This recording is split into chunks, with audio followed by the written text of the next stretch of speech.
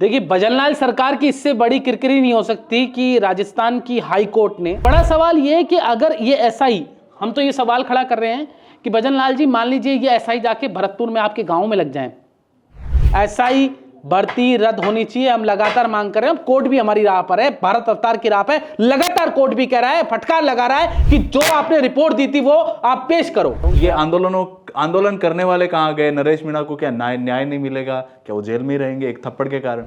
नरेश मीणा ने जो किया सही किया, मैं नहीं कह रहा। भारतीय जनता पार्टी के नेता ज्ञानदेव आहूजा कह रहे थे पकड़ने में अच्छे। जाटों का नेता क्यों कहते हैं? जाटों का नहीं, वो अच्छा नेता है। देख, हनुमान बेनीवाल इन वे जो भी कहे अच्छा नहीं, उनको नागौर में या नागौर के बाहर यार लोग उन कहते पे हैं ठप्पा लगा दिया है, बेचारा अच्छा है, संघर्ष करता है। राजकुमार रोत भी कोई बड़ा आंदोलन कर सकते हैं क्योंकि मेरे को लग रहा है शांत नजर आ रहा है। शांत नहीं है, तूफान से पहले की शांति है ये तो। बीजेपी ने दुकान में सामान खत्म कर दिया वागड़ में दोनों पार्टियों का। राम राम साहब, हताईविद भाईजी में आप सबको स्वागत है। और कैसे हो जीते सर? हाथ वेव कर रहे हो आप? मैं हनुमान बेनीवाल की तरह हाँ, ऐसे करते हैं। कई नेता करते हैं लेकिन हनुमान बेनीवाल इस तरह से करते हैं। कैसे करते हैं? ऐसे नहीं, थोड़ा ऊपर करते हैं। थोड़ा मैं कर नहीं पाऊंगा, थोड़ा हाथ में पेन है। क्या हो गया सर? एसआई भर्ती रद्द पर एक नया अपडेट आया है, तो कई दिनों से ये चल रहा है, हाईकोर्ट ने भी इस पर कुछ कहा है। क्या कुछ चल रहा है एसआई भर्ती पर? देखिए, भजनलाल सरकार की इससे बड़ी किरकिरी नहीं हो सकती कि राजस्थान की हाई कोर्ट ने, जो सबसे बड़ी कोर्ट होती है, सुप्रीम कोर्ट तो सबसे बड़ी होती है, और लोकतंत्र के 4 हिस्से माने जाते हैं, जैसे न्यायपालिका, कार्यपालिका है ना, पत्रकारिता भी एक हिस्सा है उसका। और न्यायपालिका ने इतनी बड़ी बात कही है कि उसको फटकार लगाई है एजी को, राजेंद्र प्रसाद जो एजी हैं राजस्थान सरकार के, जो उनके पैरोकार हैं सरकार के, उनको कहा है कि आप इतने दिन से रिपोर्ट क्यों नहीं पेश कर रहे, जो कैबिनेट सब कमेटी की बैठक ने, एसआईटी ने, है ना, जो एजी ने जो रिपोर्ट दी थी, उनकी रिपोर्ट के अनुसार ये था कि भाई इसमें धांधली हुई है और इस परीक्षा को रद्द कर देना चाहिए। लगभग सभी लोगों ने ये कहा था। इवन एसओजी की जो रिपोर्ट थी उसमें तो साफ साफ ये था, पुलिस की जो रिपोर्ट थी, भाई 50 ट्रेनी एसआई पकड़ भी लिए हैं, और साफ साफ पकड़े भी इसलिए थे, भाई पेपर उन्होंने लीक किया था इसलिए तो पकड़ा था, या किसी की जगह कौन बैठा था इसलिए तो पकड़ा था।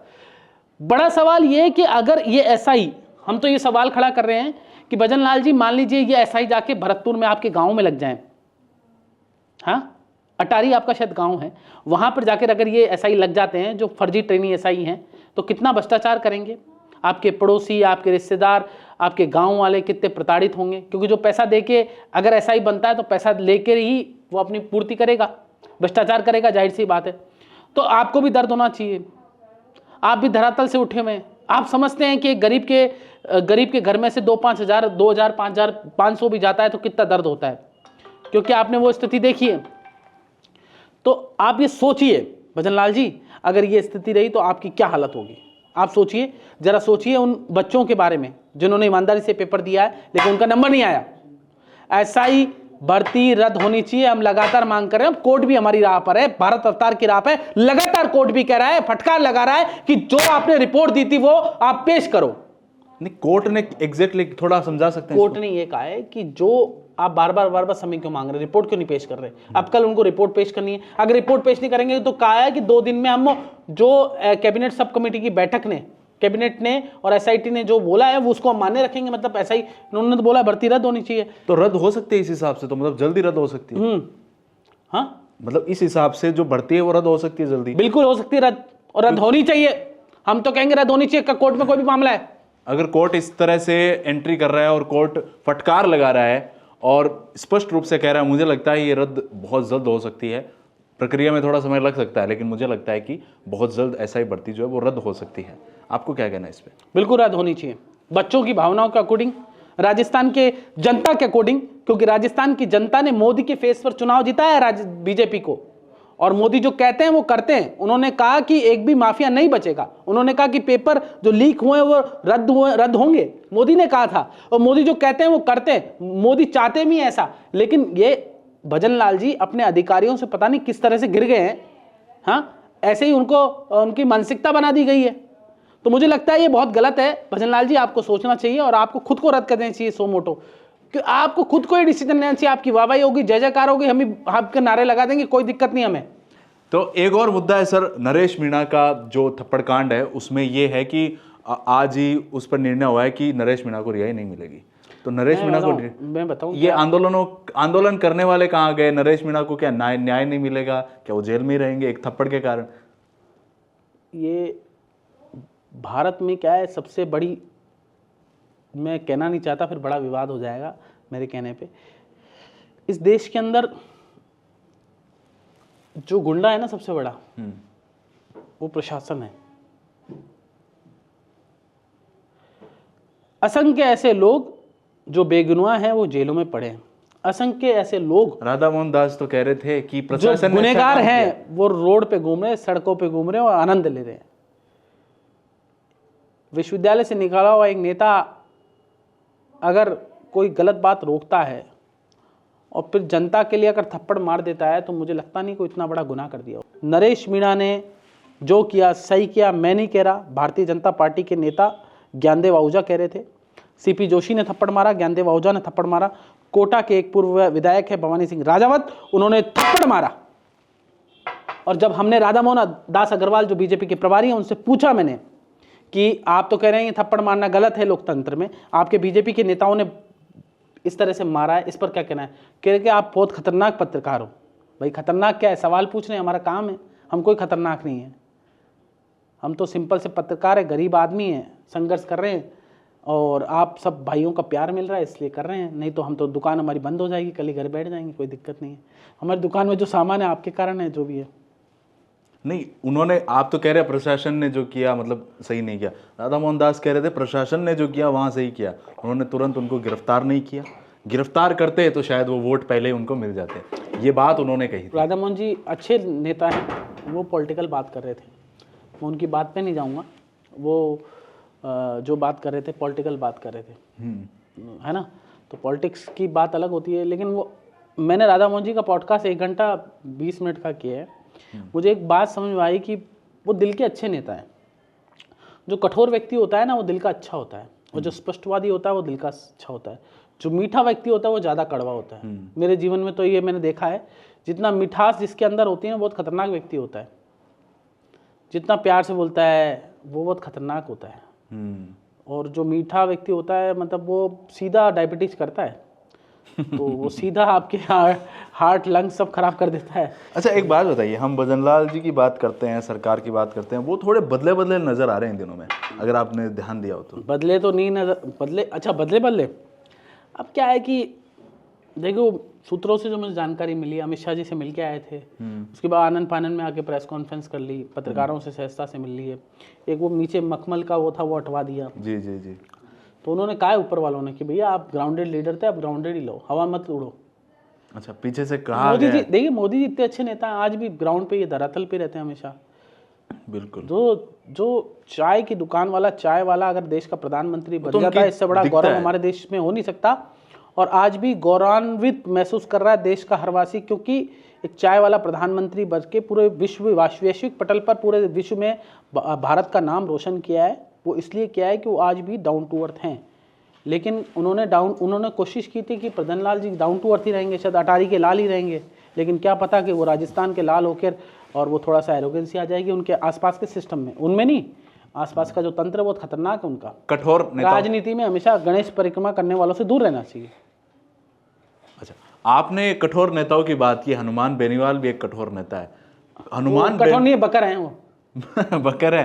बकर नहीं, उनको जाटों का नेता क्यों कहते हैं? जाटों का नहीं, वो अच्छा नेता है। देख हनुमान बेनीवाल इन अ वे जो भी कहे अच्छा नहीं, उनको नागौर में या नागौर के बाहर यार लोग उन कहते पे हैं ठप्पा लगा दिया है। बेचारा अच्छा है, संघर्ष करता है यार, वो कोई बातें, हार जीत चलती रहती है राजनीति में, पर वो मेरे को तो अच्छा लगता है। वो क्या है, जो है स्पष्ट है। जाटों के नेता नहीं वो तो सरमाने नेता है। अच्छा। जाट वाट के नहीं है वो, तो मतलब मस्ती के नेता हैं।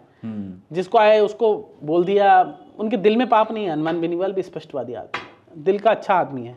ठीक है, कभी कभी वो इधर उधर बोल जाते हैं, लेकिन दिल के बुरे आदमी नहीं है। और गोविंद सिंह डोटासरा और हनुमान बेनीवाल आपको बड़ी जानकारी तो बीजेपी में आ सकते हैं, ये मैं नहीं कह रहा है, ये कई दिनों से गजेंद्र सिंह शेखावत ने बोला हमारे इंटरव्यू में, हमारे पॉडकास्ट में गजेंद्र सिंह शेखावत ने बोला कि 19 में मैं उनको लेके आया, और उसके बाद वो अलग हो गए, अशोक गहलोत जी के साथ चले गए।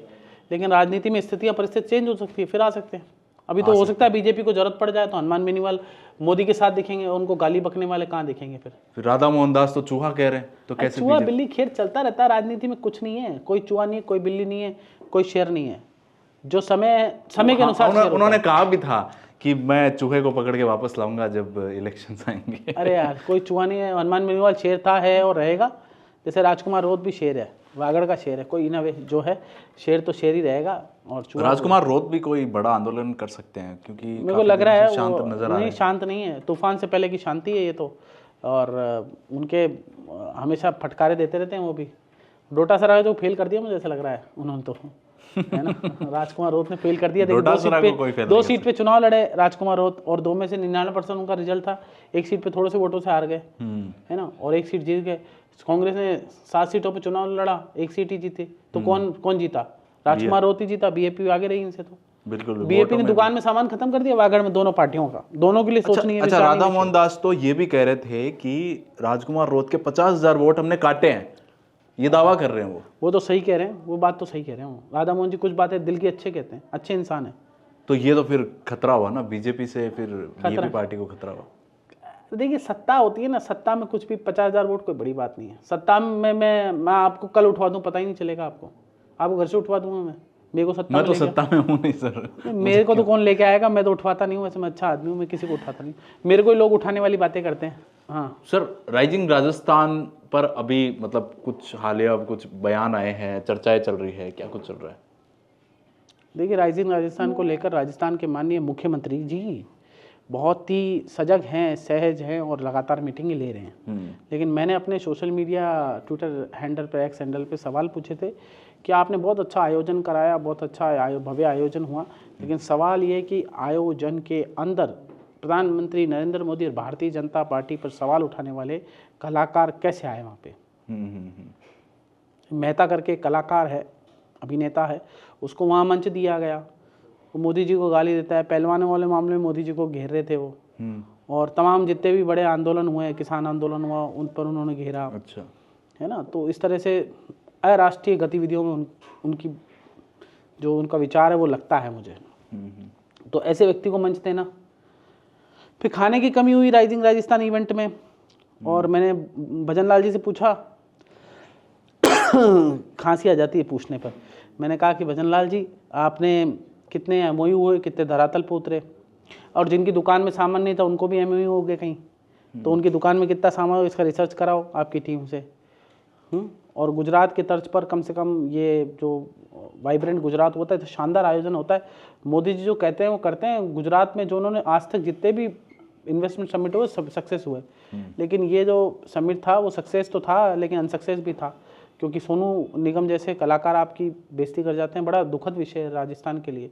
मैं राजस्थान का हूँ, गौरवान्वित महसूस करता हूँ राजस्थान का निवासी होने के नाते, लेकिन मुख्यमंत्री जी आपके आसपास के अधिकारी आपको गलत ज्ञान दे रहे हैं कि आप बीच इवेंट में से उठ के चले गए। फिर जो विदेशी आप जहाँ जहाँ गए थे उसका कितना खर्चा हुआ ये जानकारी दे दो जनता को। कितने खर्चा हुआ राइजिंग राजस्थान में इवेंट में, और कितना उसका फ़ायदा मिला जनता को, कितने एमओयू धरातल पे अब तक उतर चुके हैं। कुछ तो आप फीडबैक आप ले रहे थे उनसे अधिकारियों से पूछो, क्योंकि कोई विधानसभा में सत्र में अभी क्वेश्चन लगाएगा, फिर विपक्षी आपसे पूछेंगे भाई कितना खर्चा हुआ, क्या किया आपने। ये तो होना ही है, पहले ये तैयारी रखो ना इस चीज़ की। राज्यवर्धन सिंह राठौड़ ने भी कहा था कि और अच्छा किया जा सकता था। राज्यवर्धन जी अच्छे आदमी है। देखिए उस राज्यवर्धन राठौड़ ने कहा था तो क्यों कहा था ये तो रिसर्च का विषय है।